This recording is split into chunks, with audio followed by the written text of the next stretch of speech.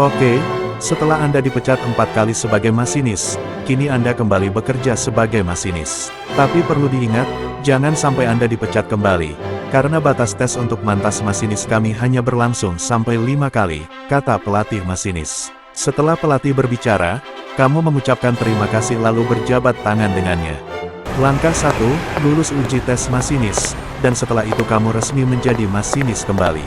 Namun, pas hendak pulang, kamu melihat lulusan calon masinis baru yang sedang jalan bareng.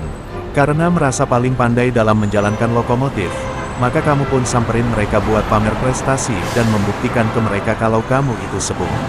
Hei, lu pada lulusan jadi masinis kan? Iya bang, gua dan rekan gua ini udah lulus. Kita udah bisa ngejalanin lokomotif dengan baik dan benar karena kita serius latihan sebelum uji tes. Oh iya? Ngomong-ngomong lu ikutan lulus juga gak bang, kata rekannya. Ikutan lulus? Ya jelas lah, gue ini udah 4 kali lulus uji tes jadi masinis. Kalian berapa kali? Pasti baru pertama kali ya, dasar pemula, katamu sambil tertawa. Sombong banget jadi orang, berantem kita?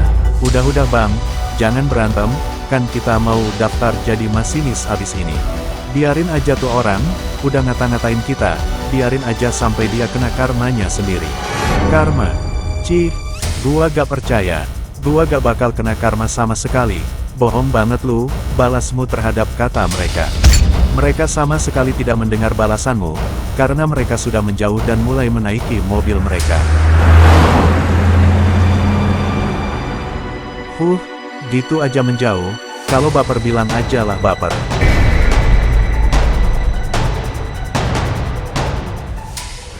Langkah 2, pergi menuju stasiun di siang hari.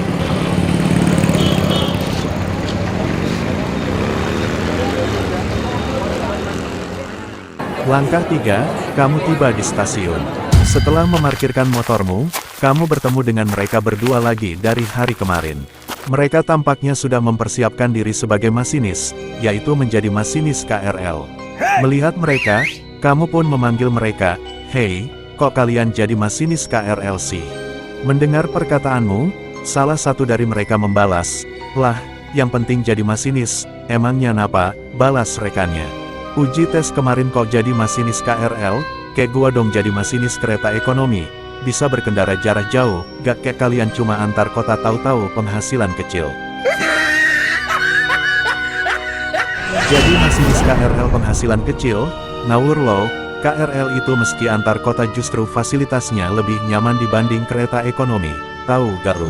Dibilangin masih aja ngeyel, perkataan lu itu juga ngawur, kereta ekonomi justru lebih aman dan lebih banyak peminatnya, tahu gak lu sekarang?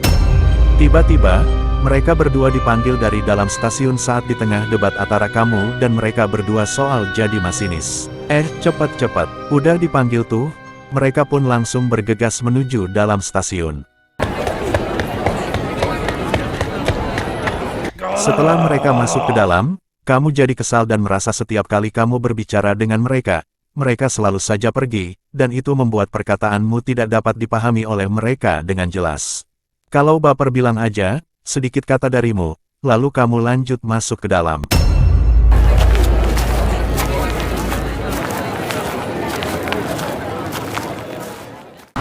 Langkah 4, naiki lokomotif kereta ekonomi. Setelah masuk, tunggu para penumpang masuk ke dalam kereta dengan lengkap dan tidak ada yang ketinggalan. Semua penumpang sudah masuk ke dalam hingga peron stasiun kosong, bel stasiun pun berbunyi tanda-tanda kamu harus memulai perjalanan. Langkah 5, mulai jalankan lokomotif dengan rute menuju luar ibu kota. Tetapi, sebelum itu kamu melihat ada mereka berdua yang baru saja memasuki kabin KRL yang letaknya tak jauh dari kereta ekonomi ini. Mereka berdua menjalankan KRL bersamaan dari stasiun ibu kota menuju stasiun pelabuhan. Lalu mereka mulai berangkat, tapi kamu kepikiran buat ikutin mereka, karena kereta ekonomi dan KRL dicampur sama jalur double track ini.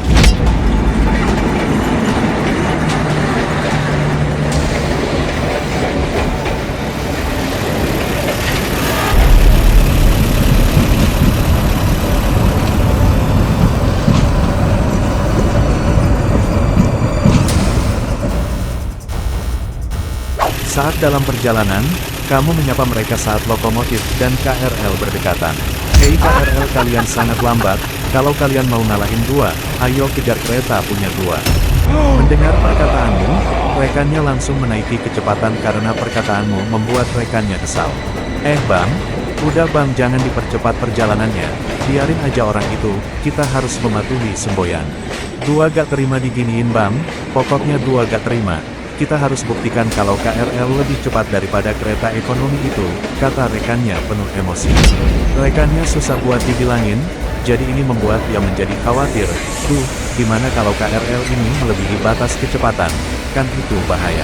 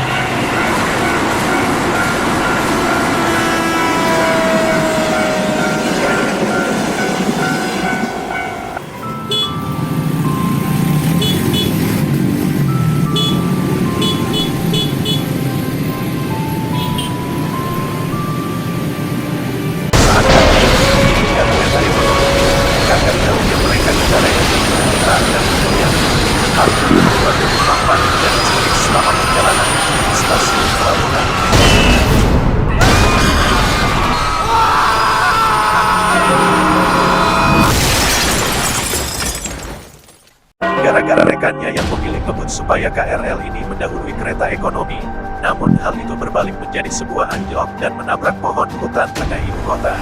Mampus, sok-sokan bilang karma buat gua, tahu-taunya buat elu, katamu saat melihat KRL mereka anjlok dari kejauhan.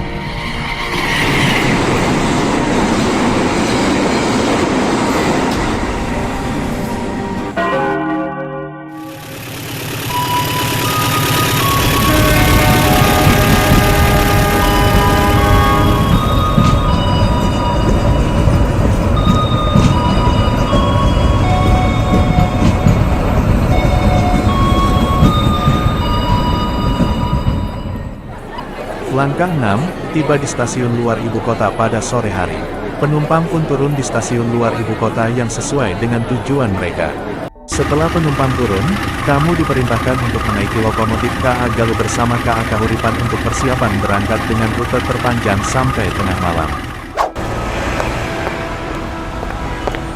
Namun, sebelum diberangkatkan dua teknisi perlu memeriksa terlebih dahulu untuk memastikan mesin dari lokomotif rangkaian berfungsi dengan sempurna dan tak ada kerusakan sama sekali. Saat pemeriksaan mesin berlangsung, kamu justru merasa bosan menunggu teknisi memeriksa mesin lokomotif sebesar itu secara satu persatu. Hal itu sangat membuang-buang waktu saja. Karena tidak mau menunggu, kamu pun main masuk saja ke dalam kabin untuk segera menjalankan lokomotif tanpa perlu menunggu lama. Mesin lokomotif tiba-tiba menyala saat teknisi memeriksa rem roda, dan dia memastikan saat pemeriksaan belum selesai mesin tidak boleh dinyalakan. Masinis di kabin lokomotif kedua merasa mesin lokomotif pertama sudah dinyalakan saat dia sedang membaca koran. Dia berpikir kalau KA Galuh Kahuripan sudah mulai berangkat, jadi dia pun ikutan menyalakan mesin lokomotif kedua ini. Mereka pun memanggil masinis atau seseorang yang ada di dalam kabin lokomotif pertama supaya mematikan kembali mesin lokomotif.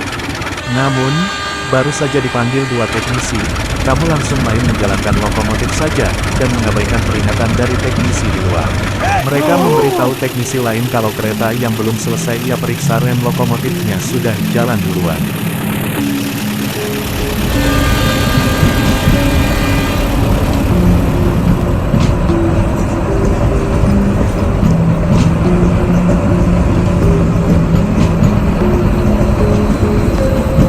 Mendengar hal itu, teknisi ini hendak mengejar kereta tersebut, namun mereka tidak menyarankan dia untuk mengejarnya, karena sudah terlambat dan mustahil untuk dikejar.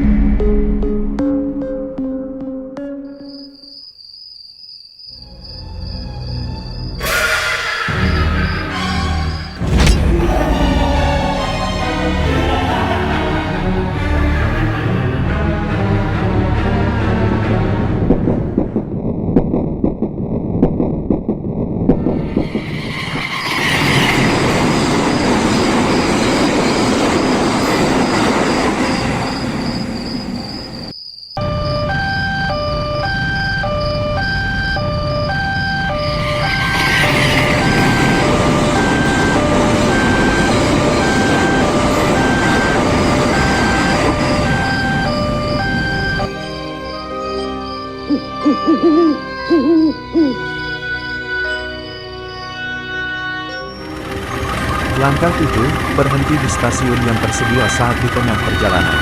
Kereta akan kembali berangkat sampai para penumpang turun dari kereta di stasiun tujuan mereka selesai.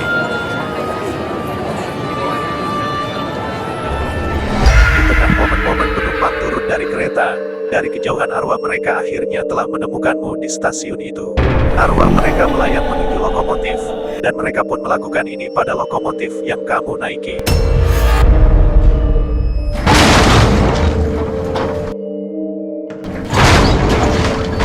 Saat menunggu penumpang selesai turun, tiba-tiba kamu merasakan ada getaran kuat dari luar lokomotif ini. Getaran tersebut terjadi 2 kali, tapi kamu malas cek keluar dan menganggap itu hanyalah efek dari mesin lokomotif yang sudah tua. Mereka berhasil merusak rem lokomotif yang kamu naiki sampai rem tersebut patah dan lepas dari bogi lokomotif. Langkah 8, jalankan kembali kereta menuju rute stasiun terakhir.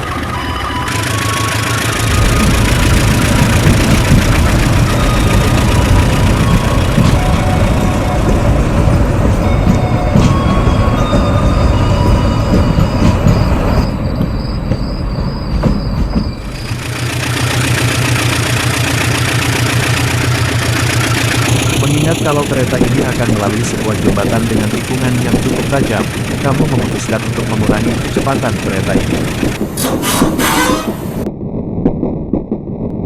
Namun, saat mengatur tuas rem, sama sekali tidak terdengar suara decitan roda. Biasanya setiap kamu mengatur tuas rem, decitan suara itu selalu ada. Kereta ini tetap terus-terusan melaju kencang di jalur ini dan tidak bisa pelan. Kamu sempat kepikiran mungkin remnya blong. Karena berpikir seperti itu ini benar-benar membuatmu panik. Jika kereta tetap melaju kencang saat berada di posisi jembatan menikung itu, maka kereta akan anjlok dan itu sangat membahayakanmu dan penumpang. Langkah 9, bunyikan klakson panjang sebagai tanda darurat sebelum melewati jembatan itu.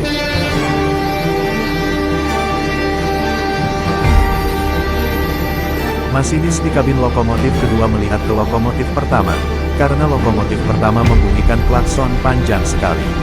Dia merasa ada yang tidak beres pada masinis lokomotif pertama, jadi dia pun menyeberang antar lokomotif. Setelah dia berhasil masuk, dia pun berkata, "Kenapa bang, kok klaksonnya dibunyiin terus? Rem lokomotif pertama ini belum bang, makanya gua bunyiin terus klaksonnya." Masinis lokomotif kedua pun langsung panik saat kamu mengatakan rem blong. Sebentar lagi, kereta melaju kencang ini akan segera melewati jembatan menikung itu. Di depan sudah terlihat jelas kereta mendekati jembatan menikung itu, dan kalian berusaha keluar dari lokomotif.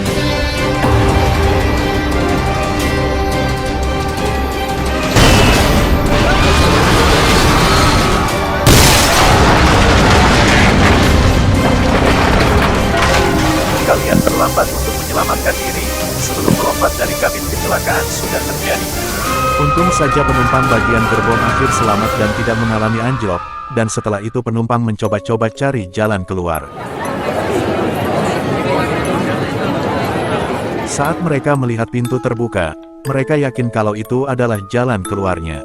Para penumpang pun melompat untuk menyelamatkan diri, sehingga hal itu dilakukan oleh penumpang dari belakang yang melihatnya.